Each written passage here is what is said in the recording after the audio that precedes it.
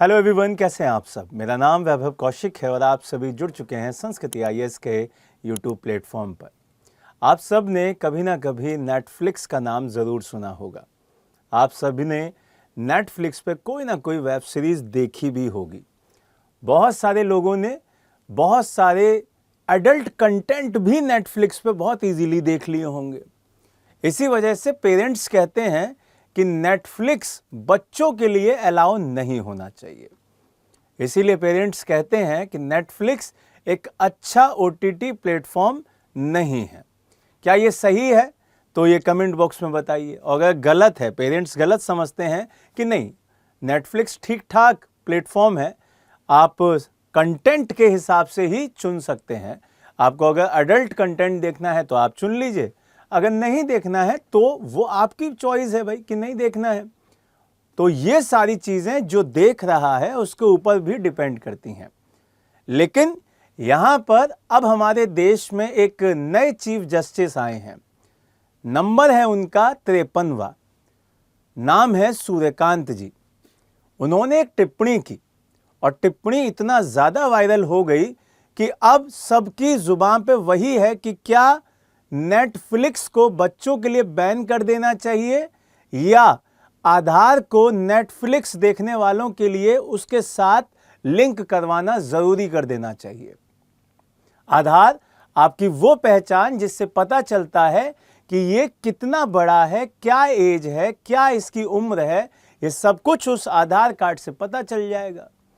तो वहां पे ये पता होगा कि अगर कोई 18 प्लस का कंटेंट देख रहा है तो उसकी उम्र कितनी है।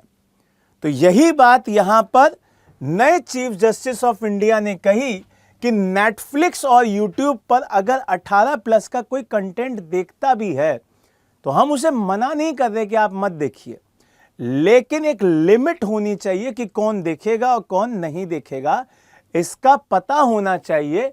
और उससे का पता कैसे चलेगा? आधार वेरिफिकेशन अगर हो जाएगा, आधार अगर लिंक हो जाएगा तो उससे पता चल जाएगा।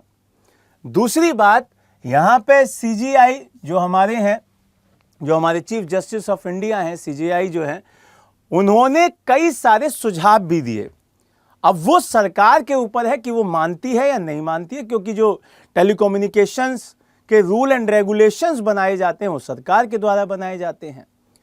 यहां पर ये जो सारी चीजें आई हैं, ये जो सारा का सारा यहां पे पॉइंट रखा गया है कि भाई आधार वेरिफिकेशन फॉर ओटीटी, इसको बहुत अच्छे से समझिएगा, ये बहुत इंपॉर्टेंट है कि भाई जो आधार वेरिफिकेशन है फॉर ओटीटी वो क्यों है। क्योंकि यहां पे एक व्यक्ति का नाम आपने सुना होगा, समय रैना।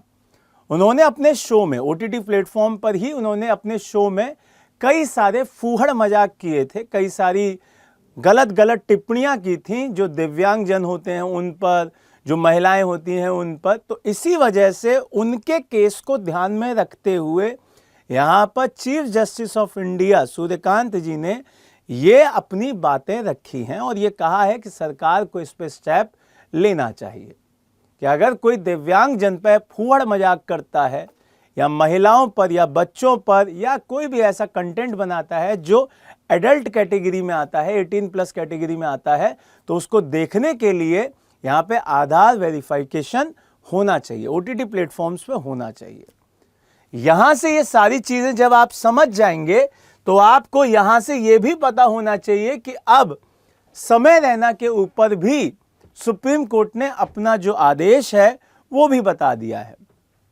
समय रैना एक ओटीटी प्लेटफॉर्म पर एक मशहूर हस्ती हैं और ऐसा नहीं है कि जाहिल आदमी है, गवार आदमी नहीं, एक समझदार, एक पढ़े लिखे आदमी है, लेकिन कुछ कंटेंट की वजह से, कुछ ऐसे स्क्रिप्ट्स की वजह से ये वायरल हुए और इनके खिलाफ कई सारी याचिकाएं दायर हुई, सुप्रीम कोर्ट में केस हुआ और उसके बाद अब जाकर सुप्रीम कोर्ट ने इन्हें कुछ आदेश दिए हैं जो कि अब इन्हें मानने होंगे। समय रैना जी को यह कहा गया है कि आपको हर महीने में 2 ऐसे शो करने होंगे जिसमें आप सीधे सीधे जो दिव्यांग जन हैं उनके बारे में चीज़ों को बढ़िया तरीके से प्रेजेंट करेंगे।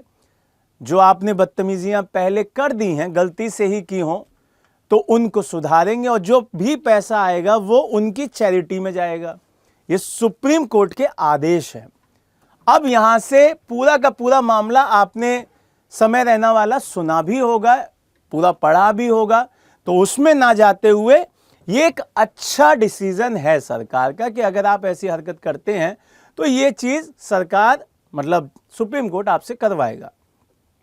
अब यहां पे जो ये बात कही जा रही है कि जो ये डिसीजन है जो 53वें चीफ जस्टिस ऑफ इंडिया ने लेने के लिए सरकार से कहा है, वो कितना सही है, क्योंकि इस डिसीजन से, इस पूरी पहल से पेरेंट्स तो बहुत खुश रहेंगे। अब यहां से आप सभी लोग, जो सुप्रीम कोर्ट के सीजेआई ने कहा है, चीफ जस्टिस ऑफ इंडिया ने कहा है कि भाई सरकार को यह करना चाहिए, आधार को वेरीफाइड करवाए और ओटीटी प्लेटफॉर्म तभी चलने दे जब वो पता चल जाए कि हाँ ये इस उम्र का बच्चा है या इस उम्र का व्यक्ति है। अब आपको आखिरी में एक सवाल का आंसर देना है। कमेंट बॉक्स में सवाल है कि क्या नेटफ्लिक्स देखने के लिए आधार कार्ड का जरूरी है, आधार कार्ड का वेरिफिकेशन जरूरी है या नहीं है। दूसरा सवाल यह है कि क्या बच्चों के लिए, जो 18 साल से नीचे के बच्चे हैं, उनके लिए पूरी तरीके से बैन कर देना चाहिए इस तरीके की सोशल मीडियाज, जैसे आपका नेटफ्लिक्स हुआ, व्हाट्सएप हुआ, इंस्टाग्राम हुआ। तो इसमें आप क्या राय देते हैं, कमेंट बॉक्स में ज़रूर बताइएगा। नए टॉपिक के साथ दोबारा मिलेंगे, तब तक के लिए मस्त रहिए, हंसते रहिए। जय हिंद, जय भारत।